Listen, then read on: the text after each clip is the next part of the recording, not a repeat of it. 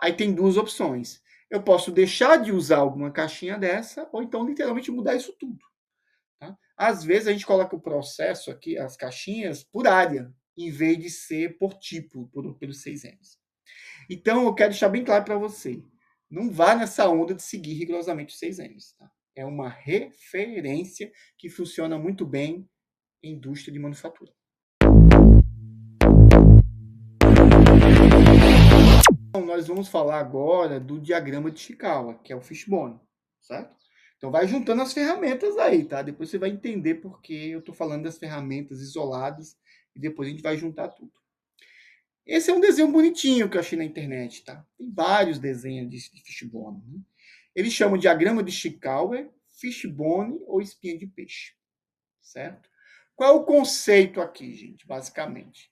O efeito está sempre na cabeça do peixe, tá? E as causas potenciais estão aqui na espinha do peixe. Tá legal? E nesse exemplo aqui, ele tá. Já até vou falar até um pouco mais do que já vem nos próximos slides. Ele já colocou aqui a divisão do que a gente chama de 6Ms. Tá? Quais são os 6Ms? Método, mão de obra, material, máquina, meio ambiente e medida. É obrigatório você usar esses critérios? Não. Mas se for um processo de investigação envolvendo fábrica, manufatura, com 99% de segurança eu digo para usar esses. Tá? Agora, se for um processo administrativo, às vezes não tem muito sentido usar isso, às vezes tem. Por exemplo, um processo administrativo, vamos preocupar muito com a medição? Não sei. Com o método sempre é um problema. Né? Máquina, meio ambiente, então começa a não fazer muito sentido. Aí tem duas opções. Eu posso deixar de usar alguma caixinha dessa, ou então literalmente mudar isso tudo. Tá? Às vezes a gente coloca o processo aqui, as caixinhas, por área, em vez de ser por tipo, pelos 6Ms. Então, eu quero deixar bem claro para você. Não vá nessa onda de seguir rigorosamente os 6Ms. Tá? É uma referência que funciona muito bem em indústria de manufatura. Tá bom? E aqui nós temos as causas, tá, gente? Só uma correção, tá? Aqui você tem que lembrar sempre que não são causas que estão aqui. São causas potenciais. Não esqueça disso, tá? Vou falar mais sobre isso lá na frente. Agora eu vou repetir, tá? Né? Ah, deixa eu falar um pouco mais sobre o porquê, né? Tudo mais, né? Contextualizar. Por que é importante usar a espinha de peixe, gente? Ele registra visualmente as causas potenciais que podem ser revistas e atualizadas. E levantamento de hipóteses que precisam ser levantadas e testadas, a fim de comprovar sua veracidade. Deixa eu voltar aqui, gente. Eu já cansei de ver mapa do espinha de peixe em que a pessoa circula esse primeiro aqui e fala: essa é a causa do problema. Gente, não faça uma loucura dessa. Isso é uma prova viva de que você não sabe o que está fazendo. Você só está seguindo tabela. Gente, como está escrito aqui, ela tem que ser testada. Por isso que eu falo o tempo inteiro que são causas potenciais, não são causas reais, ou não são causas raízes. Eu preciso ainda validar. O que é que eu estou fazendo aqui, gente? Uma boa. Eu estou organizando as ideias do brainstorming. É isso. Tá, gente? E olha, serve de base para a organização do brainstorming. É para isso que serve a espinha de peixe, gente. Só isso. Na verdade, tem duas funções, tá? Eu vou falar a segunda daqui a pouco. Mas é a organização do brainstorming. Que pode ser os 6Ms ou qualquer outro que você quiser, desde que faça sentido para o seu projeto. Tem que ser 6? Não, pode ser só o 4M também. Dificilmente trabalhar com 6. Eu trabalho no escritório, faço isso, dificilmente eu uso 6Ms. Às vezes eu uso mais áreas. Tá? Inclusive, eu tenho até um material que fala vários outros tipos de métodos, né, de critérios que usa aí. Talvez eu até compartilhe com vocês. Tá bom? Acho que eu gravei isso já em algum lugar. Eu vou ver isso depois. Tudo bem, gente? O que é esse bendito Chicago? É um lugar para organizar o brainstorming, onde eu vou levantar minhas hipóteses e eu vou verificar ou não se são válidas ou não. Tá aqui agora os 6 M's, como eu já falei. Nós temos o efeito, as causas, subcausas, tá? Dá para usar isso? Dá sim, gente, se for pertinente, tá? Cuidado para não ficar muito confuso. Então, assim, você tem que entender que a subcausa está relacionada com a causa, tá? Então, tem que enxergar bem essa relação. Ok, gente? Beleza. Aqui está a explicação do que é o quê. Vamos falar rapidamente, tá? Porque isso gera uma certa confusão e eu entendo.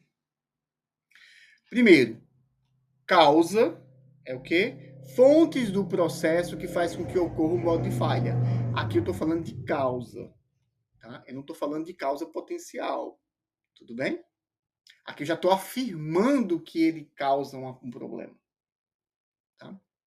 Subcausas são derivações de uma causa específica.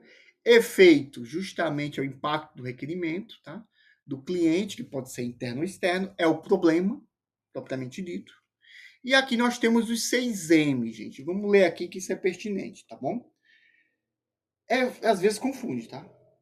Até hoje eu me confundo, sendo sincero, com algumas coisinhas ainda, dependendo do processo. Método é a maneira que é feita as coisas. É como ficou, como definido. Ó, gente, para pegar, montar essa garrafa, você vai pegar com a mão isso aqui, vai pegar com a outra mão isso aqui e vai girar. Isso é um método de fechamento da garrafa. Vamos supor que eu padronize isso. Então, esse é o método que eu vou analisar se está sendo seguido ou não. Tá? Tudo bem? Beleza. Só como exemplo aqui, tá? Material, gente. Eu estou falando aqui em produtos utilizados. Quais são os produtos que eu utilizo, que está em volta, tá? Associado, né, a material. Tá bom? Aqui eu estou falando de que material? Estou falando, por exemplo, aqui da garrafa e da tampa. Tá? Legal, mas eu tenho um equipamento aqui que fixa. Aí já entra em máquina. Ele é um material? É, mas ele, como ele já tem a máquina ali, então ele fica separado. Tá? Ah, existe um apoio para colocar essa garrafa, então ele entra também junto, porque está dando suporte. Então todo esse material aqui em volta a gente tem que considerar. Certo? Ó, produtos utilizados. Tá? Mão de obra. Aqui a gente está falando de gente. Tá? Gente, pessoas. Eu montando essa garrafa. Tá legal? Tudo bem? E aí eu vou falar das minhas características ao montar isso aqui. Tá certo? Por exemplo, eu posso falar que eu estou montando muito lento. Eu estou falando de mim como mão de obra. Então é uma característica minha, eu estou lento. Outra coisa, eu posso estar apertando muito. Aí vem esse outro ponto. Quem está apertando muito é a pessoa. Mas é porque ela seguiu a orientação que o método é apertar? Aí começa a misturar um pouquinho, tá vendo? Porque aqui é uma pessoa fazendo o aperto, mas será que esse aperto tem a ver então, com a falha no método? Então começa a misturar um pouco essa questão já entre pessoas e método, porque o método é feito por pessoas. O método é feito para pessoas executáveis, mas também é feito para máquinas, tá? Tudo bem. Não quero confundir muito não, gente, tá? A ideia é simplificar agora, depois a gente pode complicar um pouquinho. Máquina é característica da máquina que está sendo operada. Se eu tiver um equipamento que aperta aqui é para chegar num determinado torque. Então, eu vou analisar se essa máquina está correta ou não, se ela está calibrada, se ela está correta, se a máquina é certa ou não. Tá? Aí você pode voltar para o método, mas no método está dizendo que a máquina tem que ser X. Você está usando a máquina Y, então o problema está na máquina ou no método? Está no método. Gente, você está percebendo que quase tudo vai para o método? Tá? Essa é uma dica já que eu estou passando para vocês. Medida. Aqui eu já estou falando de medição, instrumento, tá? Algo de medição. Tá legal? Então, algo associado à medição. Por exemplo, o equipamento aqui do torque, eu quero saber, tá? Se eu estou colocando 5 torques, se de fato o equipamento está gerando 5 torques. Eu não estou questionando se 5 torques é bom ou ruim. Eu estou questionando se o equipamento, né, que de acordo com o método é para ser 5 newton, e se de fato está sendo aplicado 5 newton. Estou analisando o equipamento, não mais a pessoa. Então, eu estou falando de instrumento de medição. E meio ambiente, gente. O pessoal pensa como uma coisa bonita, assim, né? Não, a floresta, né?